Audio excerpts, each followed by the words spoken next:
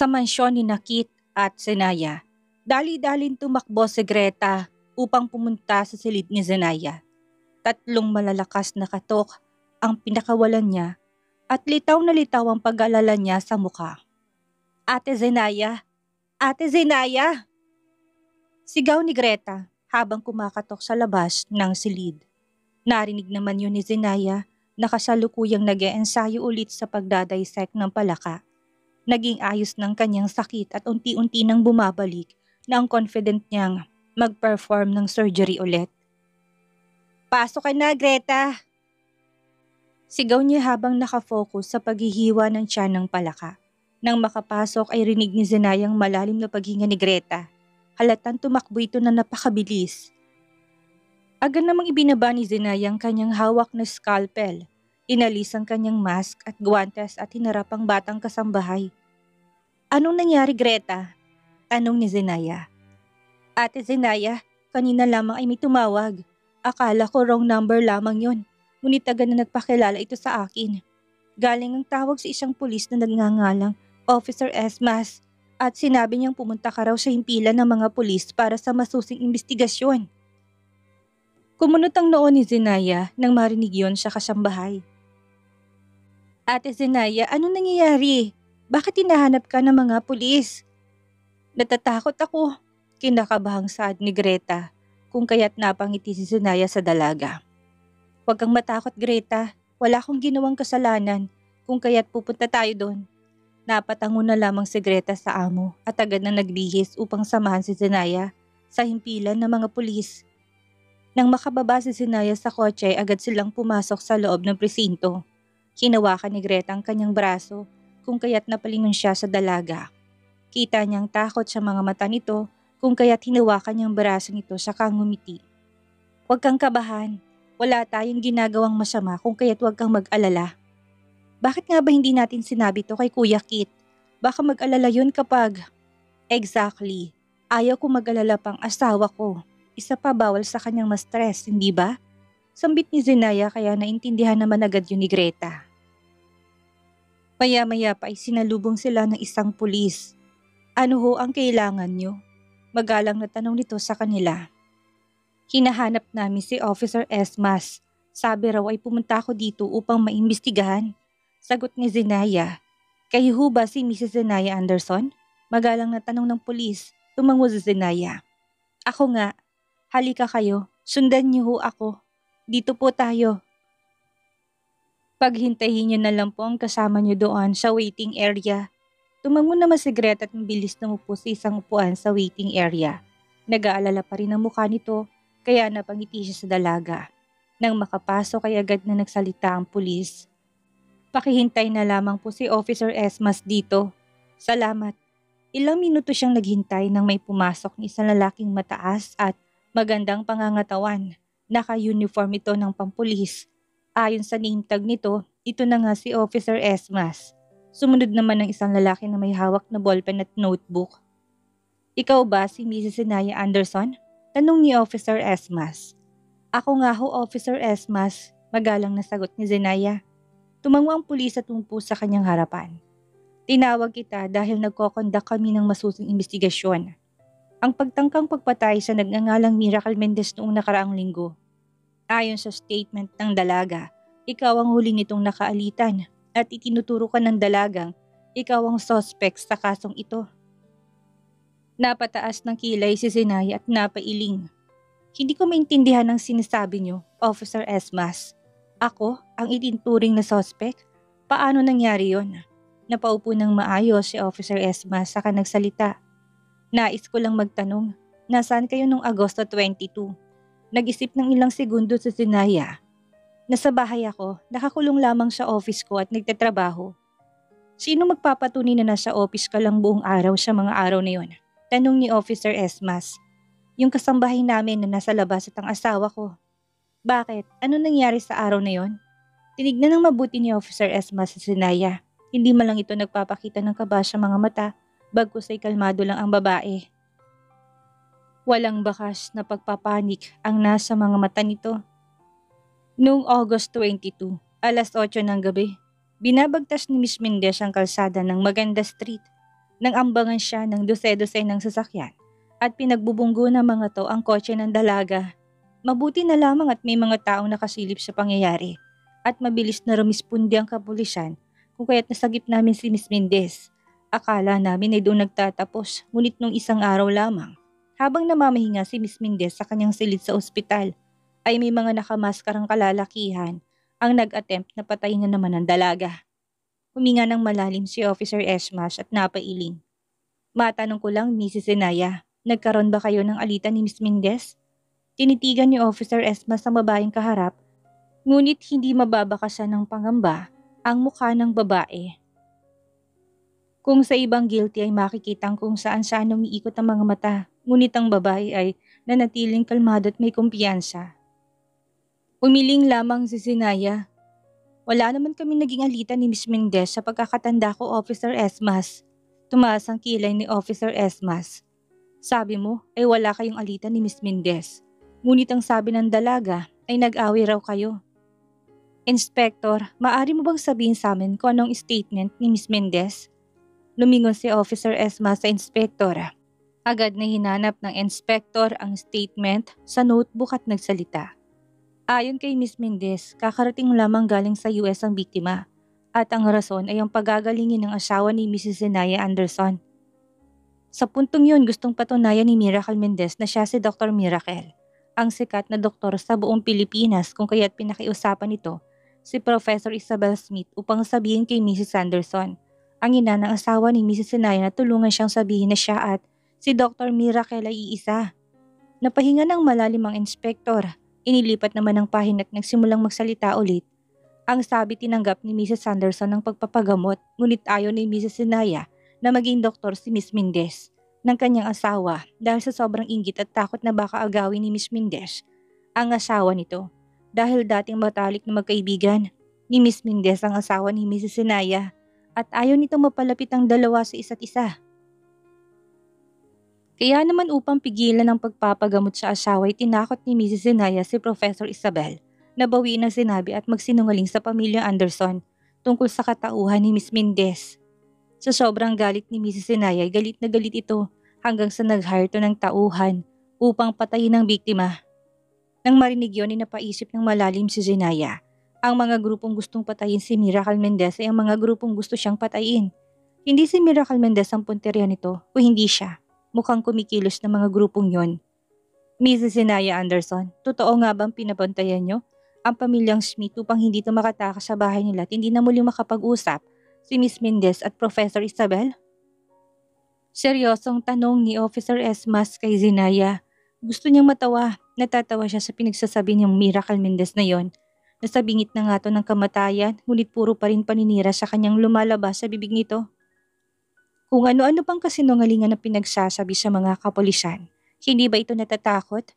Grabe rin ang kapal na mukha ni Miracle Mendez. Sobrang napahanga sa Zenaya. Ngunit may hangganan ng pagsisinungaling ng dalaga kung kaya't sinagot niya ang pulis ng totoo. Hindi. Hindi yan totoo. So, ano nga bang totoo, Mrs. Zenaya? Huminga ng malalim si Zenaya saka nagsalita. Una, nasabi kong hindi kami magkaaway ni Miracle Mendez dahil wala naman kami pinag-awayan. Ang pinag-usapan lang namin ay ang pagpapagamot sa aking asawa. Pero kami ng asawa ko hindi sumang-ayon sa kanya. Kahit na pinilit ako ng mother-in-law ko na kumbinsihin si Kit na magpagamot ay hindi pa rin ako pumayag. Dahil ayaw ko naman pakialaman ang desisyon ng asawa ko. He really doesn't want Miracle Mendez to be his doctor. That's the truth. Walang inggit at takot na naganap. Pangalawa, hindi ko tinakot si Professor Isabel Smith. Si Miracle Mendez ang nang blackmail kay Professor Isabel. Tinatakot ng dalagang kawawang profesor na kapag hindi raw sinabi ni Professor Isabel na siya si Dr. Miracle, ay isa sa harap ng mother-in-law ko ay manganganib ang buhay ng pamilya ng propesor. Kaya naman, nagpadala ko ng mga tauhan upang bantayan at maging ligtas ang pamilya ng kaibigan kong propesor. Kahit na itanong niyo pa ang propesor, nagsasabi ako ng totoo, Officer Esmas. Paano ka naman nakakasiguro na nagsisinungaling si Miracle Mendez? Paano ka naman nakakasiguro na hindi siya si Dr. Miracle, na sikat na doktor sa buong mundo? May ebidensya ka ba para suportahan ang sinasabi mo? Well, nakakasiguro ko, Officer Esmas. Nagsisinungaling lang ang Miracle Mendez na yon. Isa siyang peking Dr. Miracle. Dahil ako, ang totoong Dr. Miracle at hindi ko tinakot si Professor Isabel Smith dahil matalik kaming magkaibigan at ako ang doktor na nagpagaling sa anak niya. Nanlaki ang mga mata ng pulis nang marinig ang sinabi ni Sinaya. Mabilis na nagkatinginan si Officer Esmas at ang kasama nitong inspektor. Ano ulit ang sinabi mo? Tanong ng pulis at mas nilapit pa ng recorder sa unahan ng dalaga. Kilala ko si Professor Isabel. Hindi nito dudungisan ang kanyang propesyon. Nagkataon lang na tinakot ni Miracle Mendez kung kaya't nagawa nitong magsinungaling sa pamilya ng asawa ko. Nang malaman ko sa aking in-law na bumisita si Miracle Mendez at Professor Isabel sa mansyon ng mga Anderson, ay agad kong kinontak ang propesor at talaga nga namang tamang hinala ko. Tinakot nga ni Miracle Mendez si Professor Isabel Smith dahil nagsumbong to sa akin. Huminga ng malalim si Sinaya at tinignan ng seryosong pulis at inspektor. Ako ang totoong Dr. Miracle, kung kaya't paano ko siya papatayin? Wala akong rason upang patayin siya. Hindi ko sinabi ang identity ko sa mga in-laws ko dahil maraming problemang isang Dr. Miracle na kagaya ngayon. Biglang napaisip ng malalim si Officer Esmas. Tila ba nalinawan ng lahat para sa kanya? Kitang kalmado pa rin mukha ng babae. Kung kaya't alam niya lang nagsasabi ng totoo ang dalaga. So, ang sinasabi mo, ikaw si Dr. Miracle at si Miracle Mendez ay isang impostor? Hindi mapigil ang tanong ng inspektor na ngayon lamang nakapagsalita simula nung interview nila kay Zenaya. Dapat ay hindi ito magsasalita, ngunit hindi nito napigilan na magtanong sa babae. Tumango si Zenaya. Oo, ako nga si Dr. Miracle. Doon ay ngumiti si Zenaya sa dalawang nasa harapan niya. Subalit nais ko sanang humingi ng pabor sa inyo. Nailihim na muna to dahil ayaw ko pang ipaalam sa iba na akong totoong Dr. Miracle. Nagkatinginan ng dalawang lalaki saka kumunot parehong noon ng mga to. Subalit hindi kami maniniwala sa sabi-sabi lang. May ebidensya ka ba na nagpapatunay na ikaw nga si Dr. Miracle? Si Dr. Miracle ay napaka-misteryosong tao. Hindi nga namin alam ang mukha nito. Hindi ko nga alam kung lalaki ba ito o babae. At ano naman ang rason kung bakit gusto mong manahimik kami sa tunay mong pagkatao? Tanong din ng inspektor. Dahil may mga grupo ng taong gusto akong patayin. Hindi ko pwedeng i-reveal ang pagkatao ko dahil gusto ko munang matukoy kung sinong mga yon at dapat kong maunahan sila bago pa man nila ako makilala. Muling nalinawan ni Officer Esmas. Kahapon habang naghahanap ng ebidensya at nagba-background check, tungkol kay Miracle Mendez na may sumisikat ng artikulong dalaga na nagsasabing siya at si Dr. Miracle ay iisa. Kung kaya't baka napanood at nabasa rin ng mga grupong yun ang tungkol kay Miracle Mendez. Kung kaya't nanganib ang buhay ngayon ng dalaga. Sa pagkakaalam na si Dr. Miracle si Miss Mendez kaya balak nitong patayin at dispatchahin agad. Ang mga grupong yon, ang punteriya talaga ay si Sinaya at hindi naman si Miracle Mendez. Ngunit hindi pa rin yan matibay na ebidensya. Hindi pa rin kumbinsido si Officer Esma sa statement ng dalawang babae. Hindi ganun kasimple. Na basta-basta na lamang siyang magpapaniwala sa statement nang wala namang basehan at nilalatag na ebidensya kung kaya agad siyang nagsalita. Mrs. Sinaya, nais kong sabihin sa iyo na hindi pa rin kami kumbinsido sa mga sinabi niyo kanina hanggat hindi pa namin nabe-verify ito kung totoo. Ngunit hanggang dito na lamang muna ang aming investigasyon. Ngunit babalikan ka ulit namin kapag may karagdagang katanungan pa kami. Salamat sa iyong kooperasyon. Agad na nakipagkamay si Officer Esmas at Inspector Bragado kay Zenaya. Tumango naman si Zenaya at napangiti. Salamat din Officer Esmas at Inspector Bragado. Nang makalabas ay nakasalubong niyang kanyang mother-in-law at si Thunder na nag-alalang muka. Lumapit naman agad si Thunder kay Zenaya. Sister-in-law, nandito kami upang suportahan ka.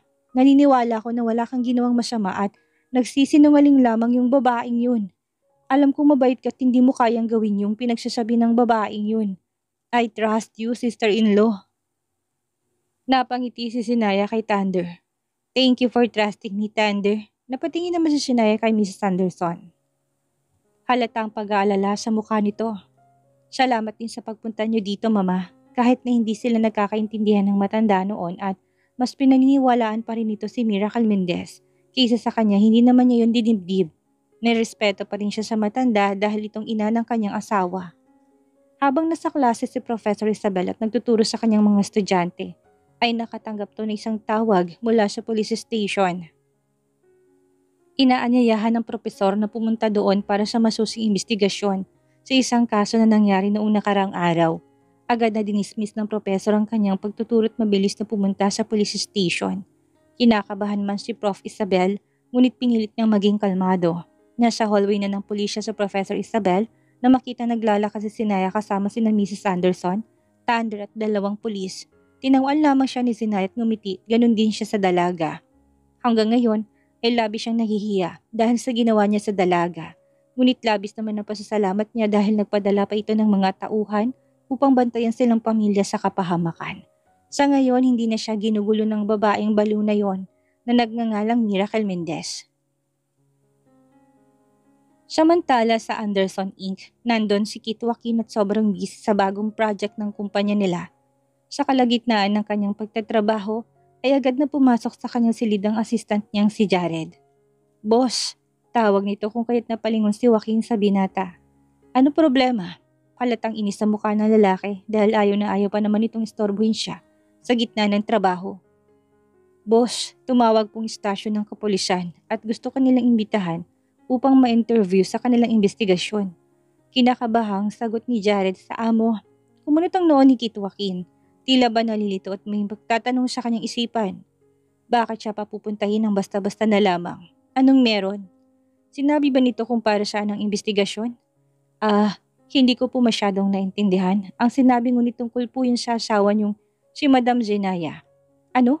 Sandali nandilim ang mga mata ni Kit Joaquin. Agad na pinagulong ang kanyang wheelchair. Saka kinuha ang kanyang suitcase. "Pakikansel lahat ng appointments ko. Mamaya't pakitawagan si Butler James para ihanda sa ibaba ang kotse. Pupunta ako sa police station ngayon din."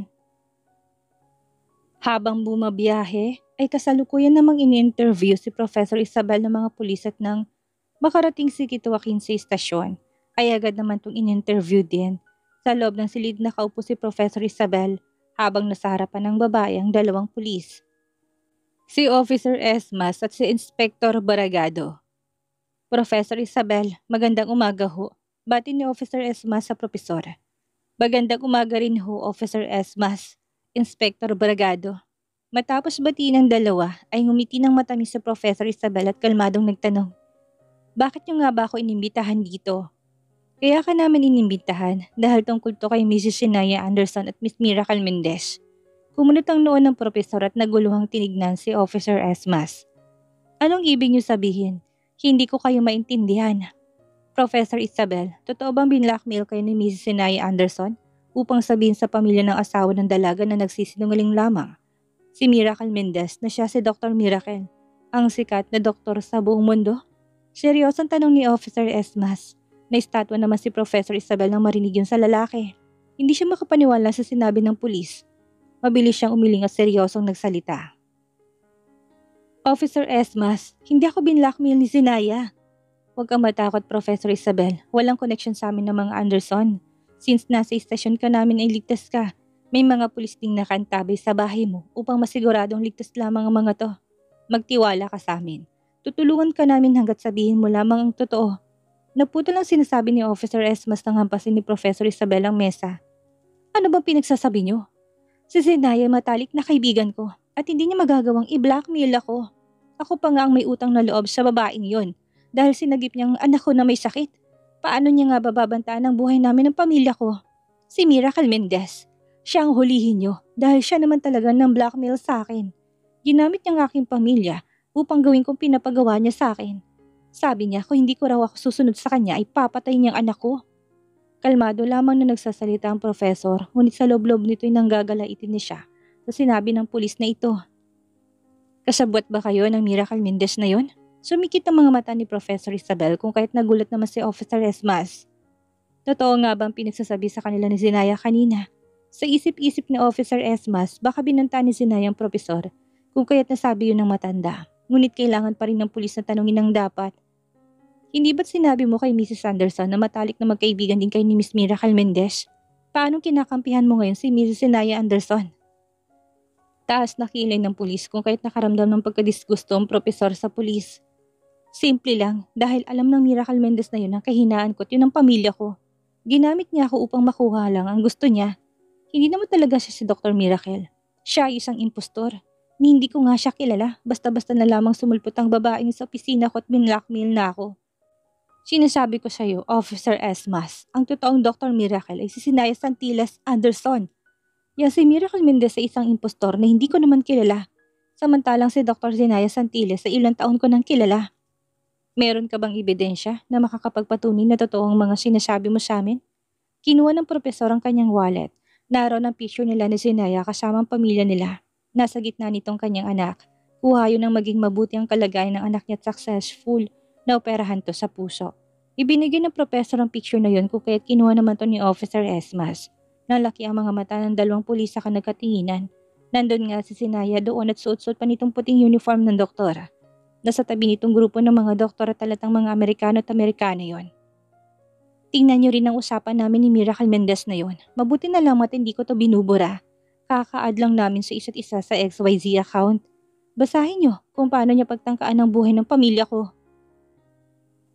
Nanggigigil na sabi ng Professor Isabel. Naalala na naman kasi niya kung paano siya takutin ng impostor na babaeng yun. Tingnan niyo rin ang call records. Siya palaging tumatawag sa akin at nung nakarang araw ay panayang tawag niya sa akin. Ngunit hindi ko siya nare-replyan. Batid kung hindi siya makakalapit sa bahay namin dahil marami ang bantay sa labas at pasalamat na lamang ako kay Sinaya. Kung hindi sapat yung ebidensya kahit kunin yung CCTV footage sa office ko. Habang nagsasalita si Professor Isabel ay isa-isang binasa ni Officer Esmas at Inspector Bragado ang mga palitan ng chats ng dalawa. Kagaya ng sinabi ng babaeng propesor, si Miracle Mendez nga palaging naunang tumawag dito. Kitang-kita rin kung paano nito tinakot ang propesor. Gulat na gulat naman ang mga pulis kung kaya't napahinga ito ng malalim. Professor Isabel, salamat sa iyong kooperasyon. Ang ekspresyon ni Officer Esmas ay blanco. Kung kaya't hindi matukoy ng propesor kung ano nga bang iniisip nito. Kung naniniwala ba to sa statement niya o hindi. Gayon pa man agad siyang tumayot nakipag-shake hands sa dalawang pulis na nasa harapan niya. Salamat din.